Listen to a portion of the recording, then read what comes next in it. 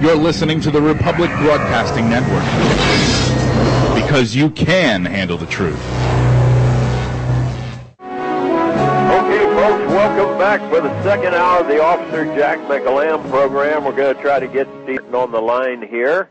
And just want to tell you, folks, that pray for this Sarah Palin, or Paulin, would you?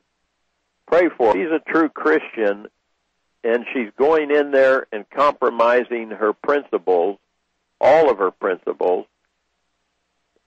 I just wonder how true a Christian she is. It's just on my mind, because I can't think of any Christian. Ron Paul's a Christian man, and he wouldn't even think of being John Trader McCain's presidential or vice presidential nominee. So pray for Sarah Palin, folks, or Paulin, and that she will stand up for her principles that she's had during the time she's been governor of Alaska, and will not be swayed by the ego of being the first woman vice presidential candidate to go into history books. Ego has a lot to do with how we do things in our lives, folks. And God, that's why God says ego is so evil. Ego is so evil. But pray for Sarah Palin that she will make the right decisions, folks. And like I say, I am writing in Ron Paul, or I'm writing in Pastor Chuck Baldwin. Okay, Pastor Chuck Baldwin. As a Christian, we cannot vote for evil, even if you think you know which one is less evil, of Abomination or Traitor McCain. Let's go and see if we've got Steve on the line. Brother Steve, are you there? Glad to be with you. Hello, Steve, are you there? I'm here. Can you hear me? I can hear you fine. Brother. Yeah, I can hear you fine. Very good. Okay, great. Thanks for being with us today, Steve. Thanks for having me on. Yeah, listen, tell the people quickly who you are, would you? Well, I'm a 47-year-old father of four and a patriotic activist in the Patriot movement since at least the 80s, when I first supported Governor Meldrum Thompson for president. And I was convinced that Ronald Reagan was the real deal for the first term, and got smart and realized he wasn't during the second term, and kind of had my political awakening in the late 80s when I met the widow of Emanuel Josephson, Dr. Emanuel Josephson, who wrote many books exposing the Rockefellers and their control of our entire political process, and that began a journey of awakening for me that took me a couple of years. And I'd say since the early 90s, I've been right at it, trying to help folks to understand that we definitely have some people in high places that are not in favor of keeping our sovereignty, or of even keeping freedom alive in this world. Yeah. Well, brother, thank you for all those years of service. Thank you for yours, Officer Jack. I'm a huge fan of yours. What'd you say, brother? I said thank you for yours. I'm a huge fan of what you've been doing, and your faithfulness throughout the years as well. Well, thank you, brother. Thank you very much. Steve, what do we want to talk about today? To set the stage here, and just let's get into it, because we don't have a lot of time, okay? Okay, well, I began, of course, like a lot of other patriots, was excited to hear that Dr. Paul had formed an exploratory committee back in December of 2006. And I signed up to get involved in the campaign in March of 2007. And here in Aroostook County, Maine, which is the largest county east of the Mississippi, I knew we had a good chance, because people here are pretty much back, the old-fashioned farm. A lot of farmers up here, a lot of conservative folks, a lot of people who don't like the government to begin with, and began to work hard to try to get the message out about Dr. Paul's campaign. And to make a long story short, we did, in fact, sweep Aroostook County for Dr. Paul and our caucuses here. But there was always, almost from the very beginning, some concern about the official campaign staff. Yeah.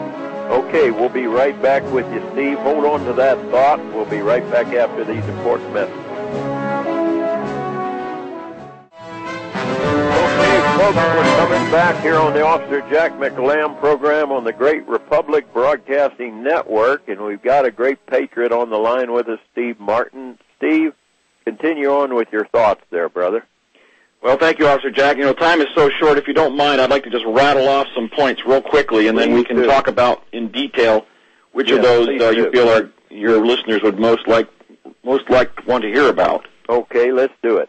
All right. Well, as I mentioned before the break, a lot of us that were involved in the Ron Paul movement from very early on became very concerned fairly early, like around May, June of 2007, that there was some serious problems with regard to the national campaign staff. For one, they never hired anyone known to be a long-term patriot or someone who had any problem with the official government story on 9/11. Number two, there was the vote fraud issue was raised early on, and Jim Condit Jr., who I consider to be the foremost expert on vote fraud in the country, was immediately shunned by the campaign when he tried to look into vote fraud as early as the Ames straw poll in August of 2007. Yeah. Third, the campaign finances. There was a huge amount of waste. We still can't account for tens of millions of dollars in campaign expenditures. Just one example from the rally that took place was they spent $250,000 for that woman, Sally, I think, or something, to go up there and rub her breasts and sing 4 or 5 songs in front of everyone. Wow. Four, there were a lot of ads that were just horrible. Yeah. There was a pattern of waste in terms of production costs versus amount spent on actual air ads. And along with that, we never ran one single national TV ad when John McCain was able to run a whole bunch of them leading up to Super Tuesday with 1/5 of our funds. Number 5 was the homosexual issue. There was a lot of homosexuality in the campaign headquarters, starting with the number 1 guy, and that was certainly a problem if you're trying to win the Republican nomination, which is still dominated, the Republican Party is, by Christians. Yeah. Number 6, the whole anti-conspiracy attitude of the staff. They never wanted to hear about a conspiracy, never believed in a conspiracy, never felt that any conspiracy was worth talking about during the campaign. Number 7 was the billionaire who tried to put money into the campaign if they would only get rid of the people who were destroying the campaign, and they would not. Ron Paul himself would not. Number 8 was, of course, the fact that he quit on us before the convention when he promised he would stay through to the end. Number 9 is the stuff that's coming out just today on reclassifying of salary, items that were previously classified as unclassified to Kent Snyder, and he is now up to over $240,000 that he collected in 1 year of work for the campaign. Number 10 is that the new Campaign for Liberty apparently is not going to help any current Ron Paul candidates running for office. They're going to start doing that in the next election cycle, which could very well be too late, as you know, Officer Jack. Yeah. So there's some food for thought. Where do you want to take that? Well, brother, it's just a shame that, I've been a Ron Paul supporter for 30 years as he's battled in the Congress to get the UN out of the country, to get rid of the Federal Reserve, to get rid of the income tax and everything. But I'm really troubled by the fact that all of this could be going on Ron Paul's watch.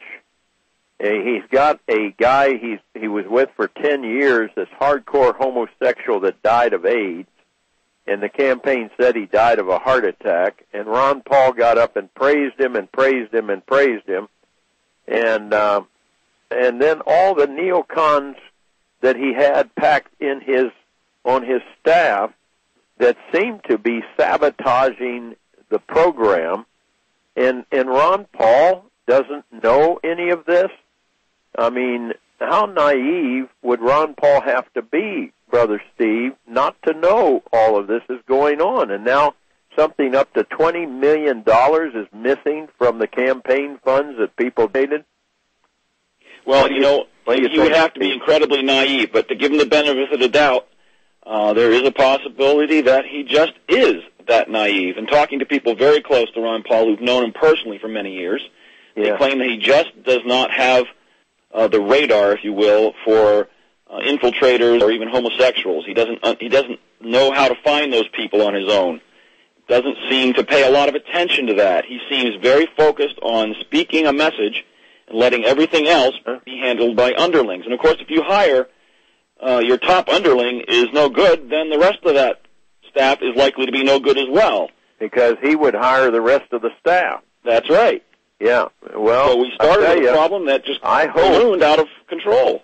I hope that Ron Paul is that naive, because I hate to think the other way around, that he purposely sabotaged this taking our money, taking our energies for all those months, and he was a lackey of the CFR. I hope that that's not true.